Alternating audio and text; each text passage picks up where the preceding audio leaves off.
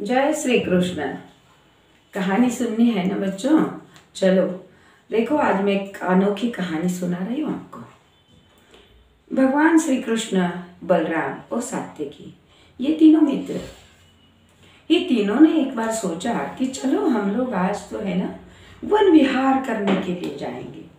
और सभी अपनी बड़ी सेना लेकर सारे वन विहार के लिए निकल पड़े बाहर। अब क्या हुआ, शाम तक तो सारे बहुत घूमते फिरते रहे, मजा आया, आनंद लिया। और अब वापस आना निकलना था, अचानक बहुत बादल काले भर के आ गए। इतने काले बादल बरसना भी आरंभ कर दिया। बहुत हवा इतनी जोरों से चल रही थी, बादल गरज रहे थे, बड़ी बारिश हो रही थी, मूसलाधार बारिश। अब क्या करे, सब लोग इधर उधर भागने लग गए। जहां जिसको स्थान मिलता वहीं वो अपना सहारा ढूंढते कि कहीं पर तो रुक जाए, ये बारिश से बचे, इन बादलों से, बिजलियों की कड़कड़ाहट से कैसे बच सकते हैं। अब इतने में क्या हुआ, सब सारे लोग तितर बितर हो गए, सारी सेना एक तरफ हो गई और बलराम, श्री कृष्ण और सात्यकी तीनों एक अलग हो गए। अब रात का घना अंधेरा छाया हुआ था, अभी भी बारिश बरस रही थी और कुछ भी सूझ नहीं रहा था। अब ऐसे वातावरण में क्या करते, ये सारे अपने सैनिकों को पुकार रहे थे। कभी बलराम पुकारता, कभी सात्यकी, कभी श्री कृष्ण, लेकिन कहीं अता पता ही नहीं था उस सारी सेना और सैनिकों का। तो अब क्या करे, घनी रात हो रही थी और सबने सोचा अब तो सुबह होने तक ये कोई हमें नहीं मिल सकते हैं, अब तो हम लोगों को कहीं पर तो रात तो गुजारनी पड़ेगी। अब तो कहीं पर थोड़ी बारिश रुक गई थी और भगवान श्री कृष्ण, बलराम और सात्यकी तीनों एक पेड़ के नीचे खड़े थे। रात भी बहुत थी, अंधेरी रात, सब तरफ वो रात कीड़ों की किरकिर किरकिर आवाज सुनाई दे रही थी। कहीं हाथी चिंगाड़ रहा था, कहीं पशु पंछी, और ये सारा देख के वो कभी कहीं व्याघ्र, कभी सिंह, ऐसी आवाजें आ रही थी। और उसको देखकर ये तीनों भी ऐसे लग रहा था क्या करे, नींद तो सबको आ रही थी, भूख भी बहुत लगी थी, लेकिन सोए कैसे। घना जंगल और अंधेरी रात, कहीं कोई जानवर आ गए तो क्या करेंगे। तो भगवान श्री कृष्ण ने कहा ऐसे करते हैं, हम तीनों में से एक जागेगा और दो सो सकते हैं। अब सबको ये मंजूर हुआ कि ठीक है, कुछ देर तो भी नींद होगी। अब ये तय हुआ कि सात्यकी पहले जागेगा। ठीक है, अब सात्यकी चिल्ला रहे थे, ये सारे सैनिक पता नहीं ये हम लोगों को ये क्या बात हो गई, अब क्या करेंगे। भगवान श्री कृष्ण ने कहा अरे सात्यकी, जो हुआ है, अब थोड़ा शांत तो रहो।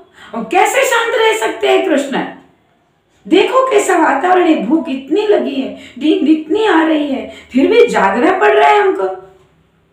श्री कृष्ण ने कहा थोड़ा धैर्य बनाए रखो भैया, शांति रखो। और ये दोनों तो सो गए। अब इन दोनों को थके हुए तो सभी थे, नींद आ गई तुरंत उस पेड़ के नीचे भी। अब सात्यकी बैठा था पहरा देने के लिए और मन में गुस्से से लाल होता जा रहा था। ये सैनिकों को क्या हुआ पता नहीं, ये कैसे हो गया, अब मुझे जागना पड़ेगा। अब ऐसे चिल्ला रहे थे, मन में ही क्रोध से आग बबूला हो रहे थे। और तब तक क्या हुआ, अचानक से एक राक्षस आया जोर से हंसता हुआ। सात्यकी ने देखा ये कौन और आ गया। अब सात्यकी उठा, तलवार को निकाला, कौन है। और राक्षस ने कहा मैं हूं, तू शांति से इन दोनों को खाने दे मुझे, मैं तुझे जिंदा छोड़ता हूं, लेकिन अगर तूने मुझे रोका तो मैं तुझे पहले मारूंगा। सात्यकी तो और गुस्से में तो आग बबूला थे ही, और तलवार को उठाए और राक्षस को मारने के लिए गए। तब तक क्या हुआ, राक्षस को तो कुछ हुआ ही नहीं, राक्षस और बड़ा हो गया। अब क्या, सात्यकी ने जोर से उस तलवार को फेंका उस राक्षस की ओर। राक्षस ने तो उस तलवार को उठा के तोड़ के फेंक दिया और बड़ा हो गया। अब वो जैसे सात्यकी चिल्ला रहे थे, राक्षस बड़ा हो रहा था। अब सात्यकी को राक्षस ने क्या किया, उठाया, जोर से जमीन पर पटक दिया। अब सात्यकी का तो पूरा शरीर टूटने लग गया। और 2-4 बार ने उठाया पटका। तब तक तो 2 पहर बीत गए थे। अब 2 पहर ही सबको जगना था। अब क्या, सब इतनी देर में राक्षस हंसता हुआ गायब हो गया, गुप्त हो गया। अब राक्षस सात्यकी ने देखा, उठे और शरीर में बहुत दर्द हो रहा था। देखे तो 2 पहर बीत चुके थे। सात्यकी ने जगाया बलराम भैया को, बलराम दाऊ भैया उठो, दाऊ भैया उठो। दाऊ भैया ने कहा, क्या है रे? अरे मेरी बारी हो गई, अब आपकी बारी है जगने की, उठो, आप जगो।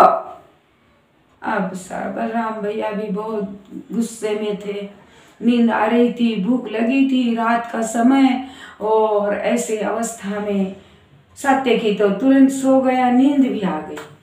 बलराम भैया उठे और देखे तो दाऊ भैया गुस्से में आग बबूला हो रहे थे और ये राक्षसों को, वो सैनिकों को कोस रहे थे।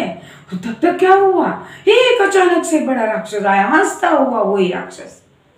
उसने कहा, दाऊ भैया इन दोनों को मुझे खाने दो, मैं तुम्हें कुछ नहीं करूंगा, छोड़ दूंगा। दाऊ भैया ने कहा, तू इनको खाएगा, इनको, और मुझे मारेगा, चल दिखाता हूँ। और जैसे ही गदा उठाई और गदा को फेंका, राक्षस ने तो उस गदा को 2 टुकड़े करके फेंक दिया और राक्षस बड़ा हो गया।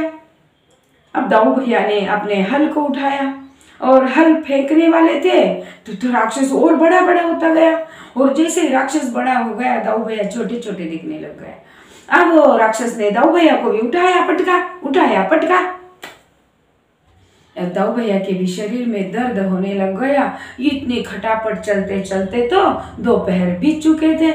अब वो राक्षस तो गायब हो गया और दाऊ भैया ने देखा 2 पहर बीत गए हैं। अब बारी है जगने की कृष्ण की। और जैसे ही दाऊ भैया ने और कृष्ण आराम से सोए हैं और गुस्साई तो थे ही, और जल्दी से उठाया, कान्हा उठो। कृष्ण भगवान ने कहा, क्या हुआ दाऊ भैया, क्या हुआ, क्या पूछते हो, उठो, आपकी जगने की बारी है अभी, मुझे नींद आ रही है अभी।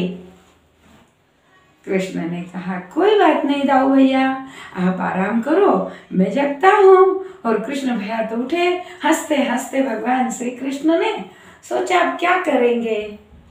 उन्होंने क्या किया, एक बड़ा सा पत्थर था, उस पत्थर के ऊपर बैठ गए और बांसुरी को निकाला और बांसुरी बजाना शुरू कर दिया। सुबह हो रही थी, हल्की पूर्व में लाली फैल रही थी और कन्हैया ने अपनी बांसुरी को बजाना आरंभ किया। बांसुरी के स्वर गूंज रहे थे, लेकिन तब तक तो वो राक्षस आ गया वापस। अब भगवान ने देखा वो आया राक्षस। उसने कहा, कृष्ण मुझे इन दोनों को खाने दो, मैं तुम्हें छोड़ दूंगा, नहीं तो मैं तुम्हें खाऊंगा।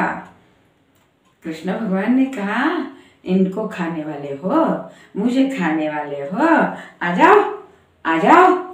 अब हंस रहे थे कृष्ण, तो मुस्कुरा रहे थे, स्मित हास्य उनके चेहरे पर। और वो जैसे ही कृष्ण हंस रहे थे तो वो राक्षस तो छोटा होते जा रहा था। अब क्या, कृष्ण ने कहा, उसने कहा, मैं मारूंगा। मारोगे, आ जाओ, आओ ना। अब तो वो राक्षस छोटा इतना छोटा हो गया, वो घुटने जितना हो गया, इतना सा छोटा सा। अब देखा कृष्ण ने उसको, आओ ना, मुझे खाओगे ना, आओ। अब क्या, वो तो देखते ही रह गया। वो राक्षस तो बिल्कुल छोटा होते वो तो छोटा सा कीड़ा बन गया और भागने लगा। कृष्ण ने कहा, भागते कहाँ हो, आओ, अरे भागने नहीं दूंगा, मुझे पता है तुम कौन से राक्षस हो। कृष्ण ने अपने पीताम्बर का पल्लू लिया, उस राक्षस को जो कीड़ा था छोटा बन गया, उसको अपने पल्लू में डाल दिया, एक बड़ी सी गांठ लगा के रख दी और आराम से बांसुरी बजाते बैठ गए। अब सुबह हुई, पक्षी चहचहाने लगे, सूरज भगवान आ रहे थे और इतना सुंदर वातावरण, और कन्हैया तो अपनी बांसुरी के स्वरों को गुंजायमान कर रहे थे। सब तरफ आनंददायी वातावरण। अब ये दोनों भी जगे। अब जगे तो क्या, देखते हैं कृष्ण तो आनंद से बांसुरी बजाते बैठे हैं। ये दोनों उठ के आए और कहा, कृष्ण, कान्हा, क्या हुआ दाऊ भैया? अरे वो राक्षस नहीं आया क्या? अरे हम लोगों को तो उसने बहुत परेशान किया। और सत्यकी ने भी कहा, हाँ मुझे भी उसने बहुत परेशान किया, देखो ना मेरी हालत क्या हुई, पूरे शरीर में दर्द है मेरे तो। कृष्ण भगवान ने हंसते हंसते कहा, अरे दाऊ भैया, सत्यकी भैया, आप तो पता है वो राक्षस कौन सा था? अरे वो तो क्रोध का राक्षस था। आप जितना क्रोध कर रहे थे ना, वो बड़ा होते गया, फिर आपकी हालत उसने ऐसी कर दी। लेकिन मैं शांति के साथ बैठा रहा और उसको बोलता गया। उसने कहा मुझे, मैं खाऊंगा। मैंने कहा आओ आओ। और आपको पता है क्या हुआ? ये देखो, वो तो राक्षस छोटा छोटा छोटा होते गया और फिर एक छोटे से कीड़े में रूपांतरित भी हो गया और वो भाग रहा था। बताऊं आपको कौन सा राक्षस था वो? ये देखो। और जैसे ही कृष्ण ने अपनी गांठ खोली और ऐसे फेंका तो भागने लग गया। ये देखो, ये क्रोध का कीड़ा था, ये क्रोध का राक्षस है ना, हम लोगों को बहुत सताता है। दाऊ भैया देखो, भागा जा रहा है। वो कृष्ण ने वापस पकड़ा और बोला, बोलो सताओगे किसी को? वो कीड़े ने कहा, जो गुस्सा करेंगे ना उनको सताऊंगा, और जो हंसते हंसते रहेंगे मैं उनको सता नहीं सकता। कृष्ण ने कहा, सुनो, जो शांत रहेगा, जो क्रोध गुस्सा नहीं करेगा, उसके पास आप फटकना नहीं है, और जाओगे तो मारे जाओगे। वो कीड़े ने कहा, जी मैं कभी उन लोगों को नहीं सताऊंगा, मुझे छोड़ दो, मुझे छोड़ दो। और कृष्ण भगवान ने उसको तो छोड़ दिया। समझे बच्चों आप कौन सा राक्षस था वो? हाँ, क्रोध का राक्षस। हम जितना आग बबूला होते जाते हैं, क्रोध बढ़ता है ना, वो और बड़ा होते जाता है। फिर उसका परिणाम क्या होता है पता है? हम एक बार अगर क्रोध कर लिए तो वो क्रोध हमारे पूरे शरीर का नुकसान करता है, हमारे मस्तिष्क का, हमारे हृदय का, हमारे लिवर, आंत, फेफड़े, ये सब का नुकसान करता है।